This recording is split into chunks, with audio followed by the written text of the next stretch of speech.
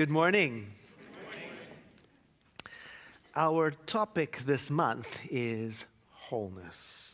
And wholeness is the central idea of the teachings of the Centers for Spiritual Living, the most important teaching and possibly also the most challenging of all the things we teach. Because on one hand, we sense it and we are drawn to this idea.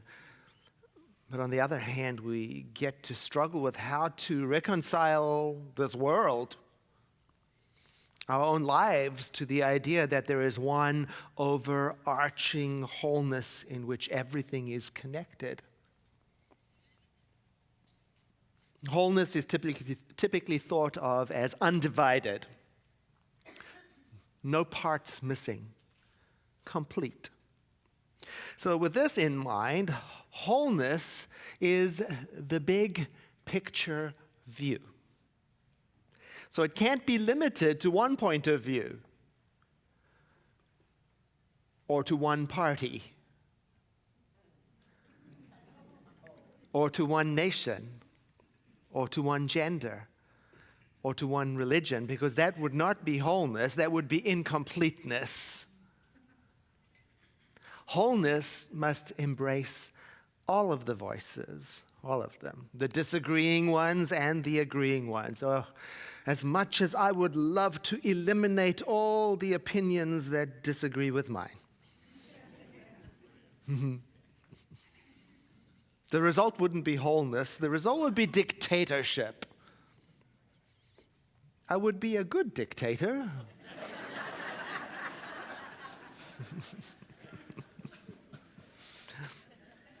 Embracing all the voices doesn't mean I get to or have to agree with all the voices. It just acknowledges the presence of other voices. It allows for them. I was thinking about a friend of mine who was telling me about a problem he's facing. Every time he posts a comment on Facebook about the political situation, a family member of his posts a rebuttal. And so he's just getting all upset about this. And I was trying to think of how to advise him what to do about it. So I thought, I know what to do. Block the family member. That's what you do. Block him. But you know the effect of blocking somebody? It's kind of like denial. It doesn't really prepare me to meet the complex challenges of this world. It isolates me. And so then I don't get to witness and feel the pains, the frustrations, the fears, the hurts that are part of this world. I kind of live in an isolated ivory tower. Wholeness has to go beyond me. It has to go beyond a sense of what's on the surface to the good that is for all. So wholeness has to consider all beings. It has to consider all life. It has to consider everything. I've been reading some disturbing news about the United Nations recently. A group, 54 African states got together to join forces so that they could object to the United Nations Human Rights Council, which has put together a special investigator, an independent investigator, to help protect gay and transgender people worldwide from violence and discrimination. Now, this group of 54 African states, and they're fully expecting at least another 20 nations to join on with them, they are implying that this kind of protection doesn't belong to the human rights system at all.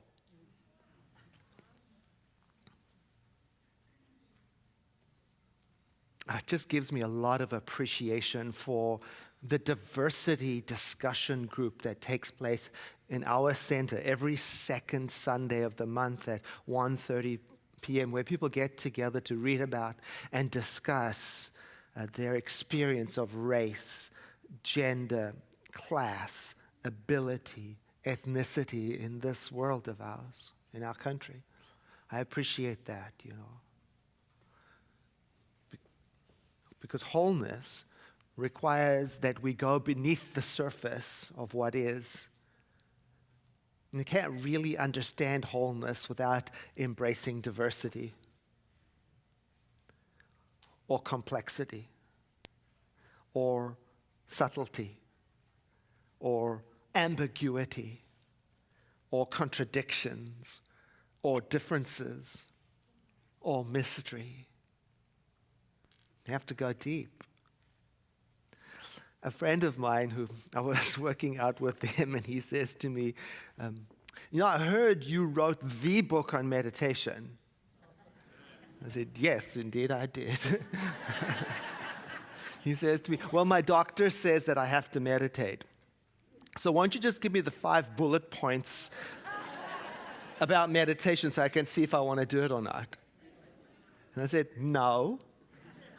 Right? Because how can you? That won't give you the whole picture. You got to read it, or some book. And not only that, you have to practice it. You have to embrace meditation during the times that it's working and during the times that it's not working. You have to get close and personal. You have to go below the surface, beyond what is simple, beyond the simple answer. You'll never understand meditation with a 5-bullet summary. Wholeness is like that. Life is like that. You won't understand life from reading a meme on Facebook. It's more than that. Wholeness is infinite, which means there is endlessly more to it, more of it to witness. I can't say, I got it today, I understand, so tomorrow I don't have to deal with it. No, because tomorrow, wholeness has prepared a whole fresh new batch of diversity from oneness to deal with again. Wholeness is more about unity and connection than it is about separateness and differences, and yet it goes beyond the unity in one single group.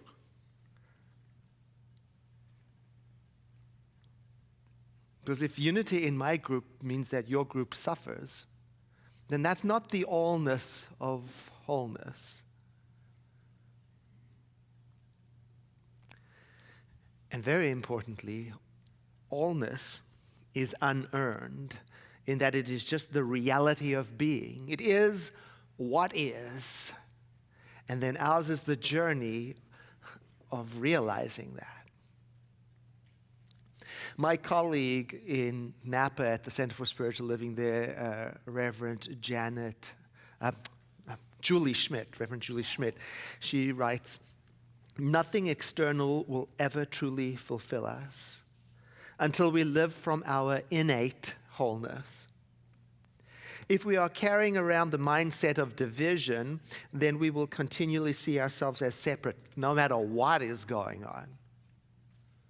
Instead, imagine if in each moment we could see each other through connectedness, our interconnectedness. How would we interact with each other? And with this world, how would we think of ourselves? This is not about drawing fullness into you, but allowing the presence of wholeness to emerge from you. So this month, we're invited to let our focus our attention on this idea of wholeness as an innate reality. And let it come out of us. Because I may not understand how I could possibly be connected to everything that's going on in this world. And yet, can I let my focus on wholeness affect how I show up, how I speak about it, how I interact?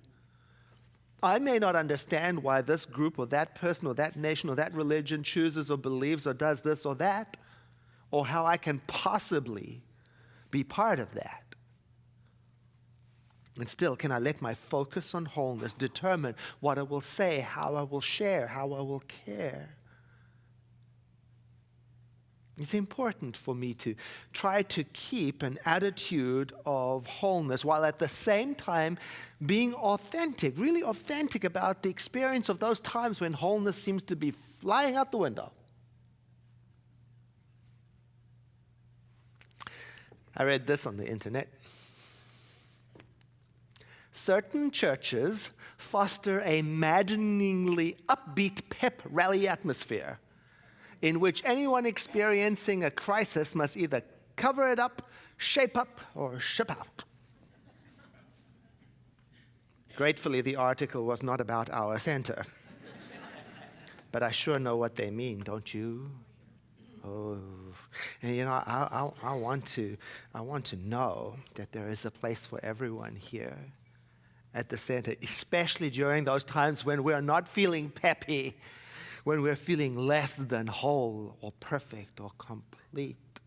Now, we teach here that our thought is creative and that we participate in creating our experience of this world, and that we get to choose our attitude and responses. And here's the part that is sometimes forgotten, we teach also the importance of being compassionate with each other when we are facing the difficulties of life's challenges. Because we don't always behave like the high-minded spiritual beings we know we are when we are panicked, when we are afraid, when we are worried, when we are stressed out, when we are sad. We have a temporary departure from our awareness of our innate wholeness. I remember several years ago, I was in a home supply store, and somebody had rested a plate glass window that was broken up against the counter, and I reached for something and I cut my hand on it, and there was blood everywhere, just everywhere.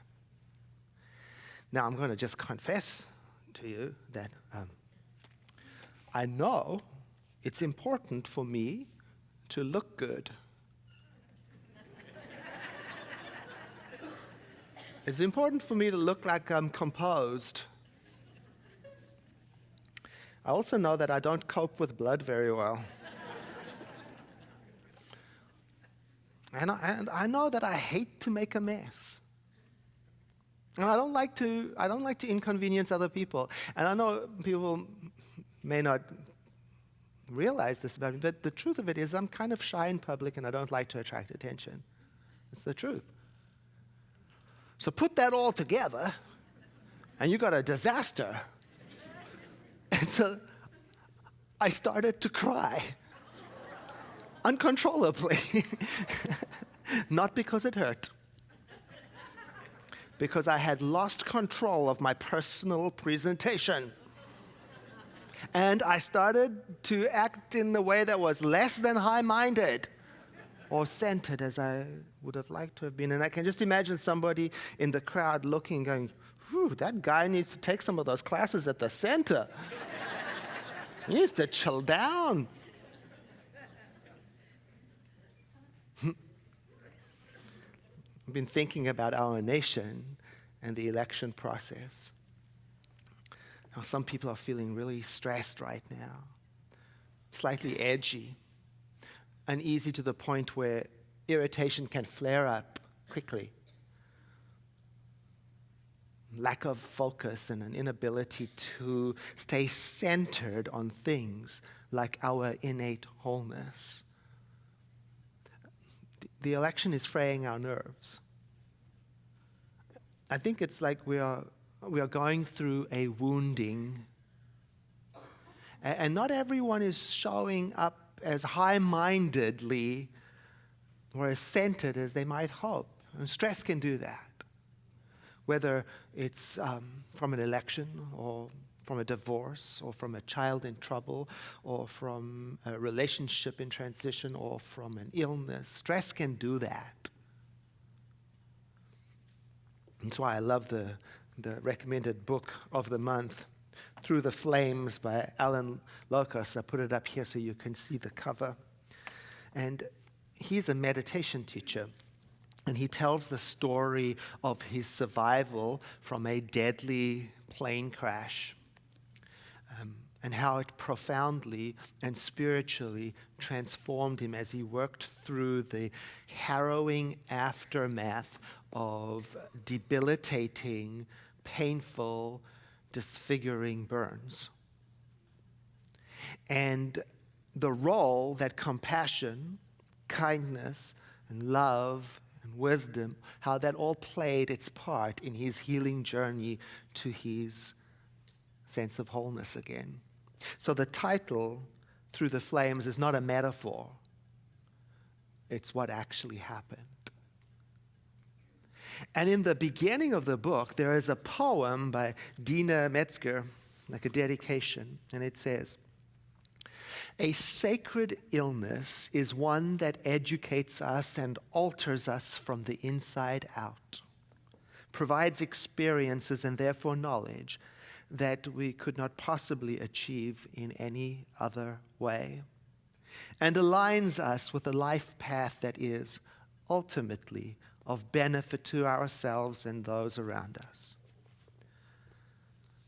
Surviving the plane crash, it seems, brought Alan to an insightfulness and wisdom that, who is to say, that he could not possibly have achieved any other way. I heard a speaker once refer to experiences like this, and he called them a dark gift, one that a person wouldn't necessarily consciously choose, but one that nevertheless ends in transformation of a profound kind. I think our country is going through a sacred illness, and it's educating us, and it's bringing our issues from the inside out, and they are ancient issues. They didn't begin with this election. And the other side of this journey, who is to say, could be our evolution. And while we are going through it, we don't seem to be able to keep our focus on our interconnectedness, on our diversity, on our shared humanity, and on all of the things that are at the heart of being America. Where it's a temporary departure, and as each one of us returns to the contemplation of our innate wholeness, one consciousness at a time, through patience and compassion and determination, regardless of the outcome of this election or any other election, we are sure to be restored if we remember to return to the big picture of our innate wholeness. That article I mentioned earlier about the upbeat, peppy churches, it goes on to say, there is a tendency among these church groups to promise people that if they dedicate themselves to the teaching, their lives will suddenly be better.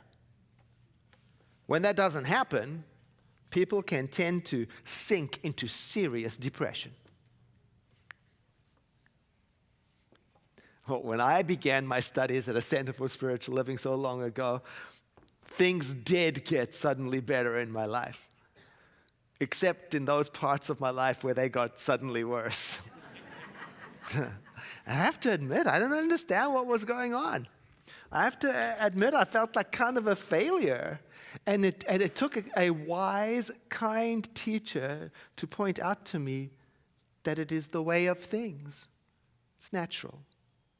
That it is the way of things that when a person starts to do the work on a block in their life, it has the effect of bringing up everything that put that block there in the first place so that they can be dealt with. For example, I might decide, I want to have deeper relationships, and then everything about my quirky personality comes up for me to evaluate and see how it's getting in the way of that. Or I might decide I want to embrace more prosperity in my life.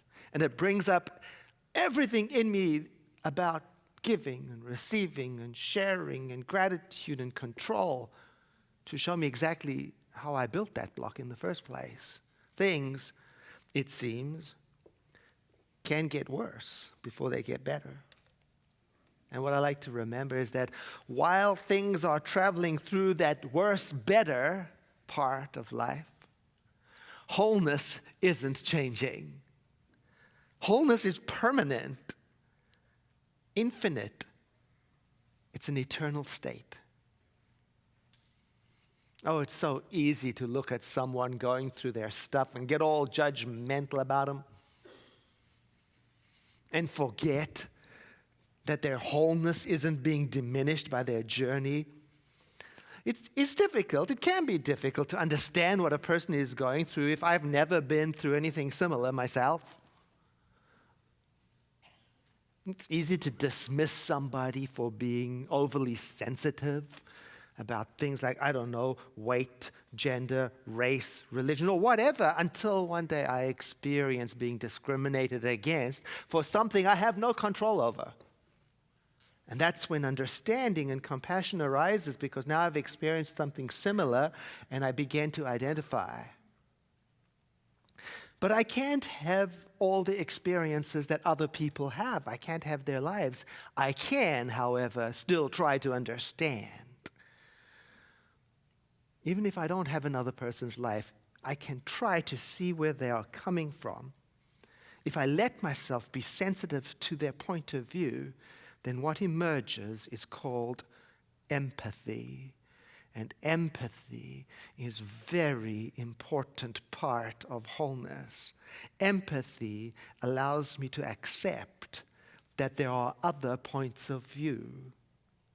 Empathy allows me to take down walls. It's the antidote to separation. Empathy allows me to look for similarities without giving up myself. It's the recipe for inclusivity. Empathy allows me to embrace the complexity of being. It's more realistic.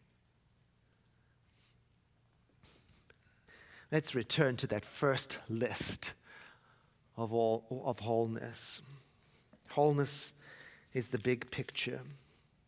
It's important for me to remember that wholeness doesn't end because this or that happened. Wholeness embraces all voices. It's a reminder to me, don't let any of the voices frighten me. Wholeness is inclusive of the good of all. It's a reminder, if my good is at your expense, do I even want it? Wholeness is deeper than what is on the surface. It's a reminder to me, don't let other people make up my mind for me. Wholeness is infinite, endless in its complexity.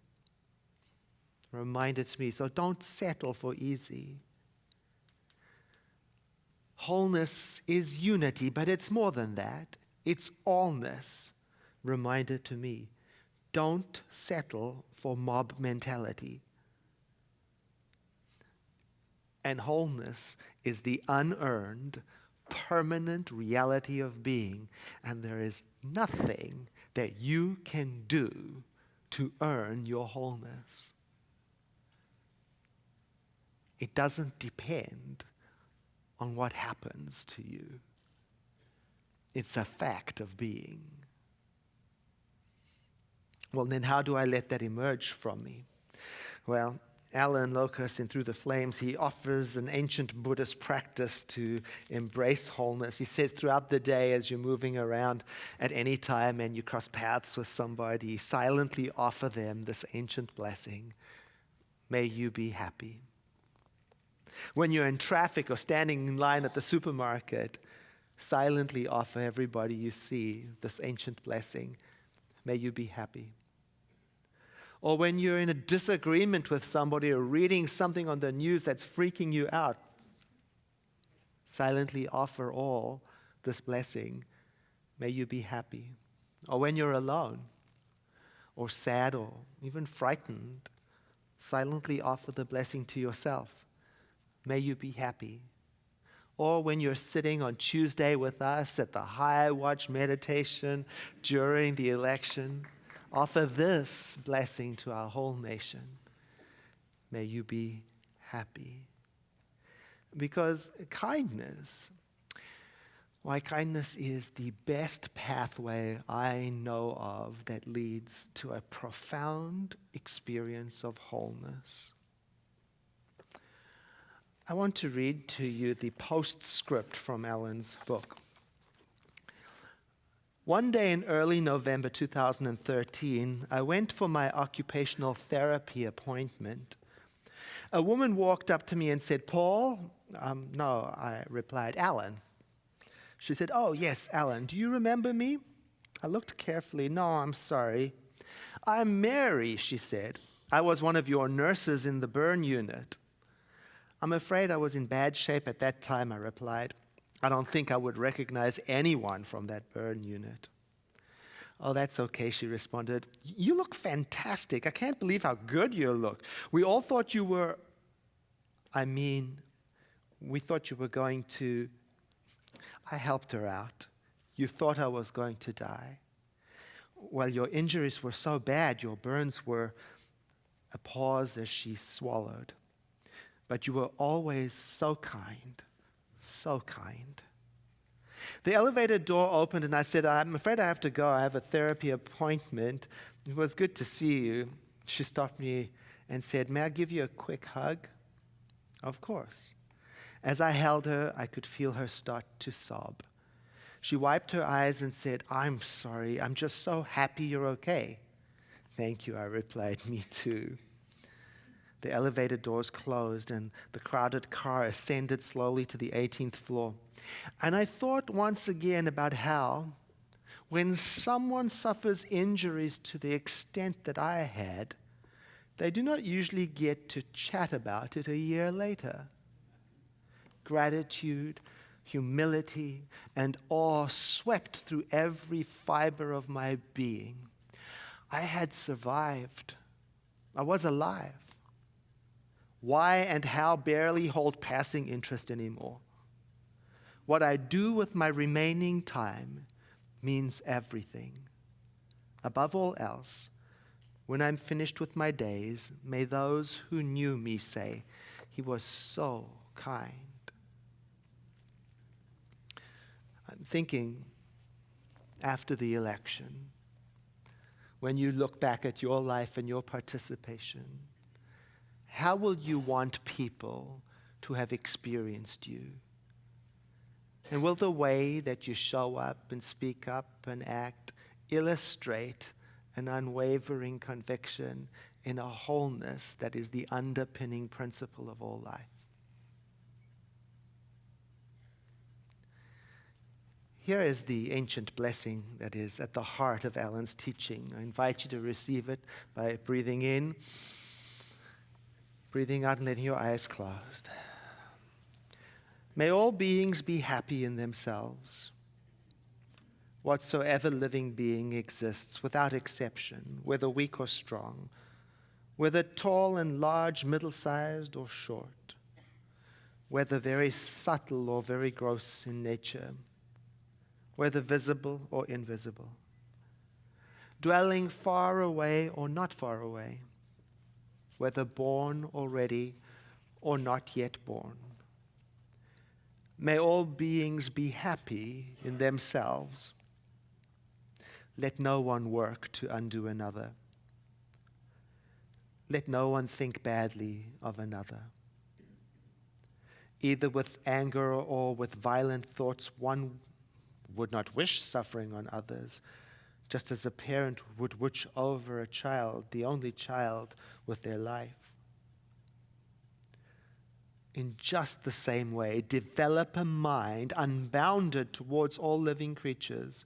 Develop a mind of loving kindness unbounded toward the entire world, above and below and all the way round, with no holding back, no loathing, no foe, standing, walking, sitting, or lying down. As long as one is alive, let them resolve upon this mindfulness.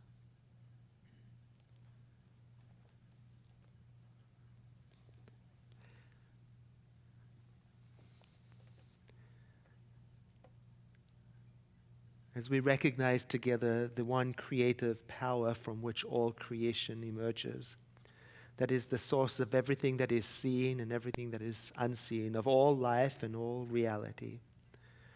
We have a sense of our oneness with it, and through it, our kinship with all life. And from this unity, we realize our ability to love, to create, to understand.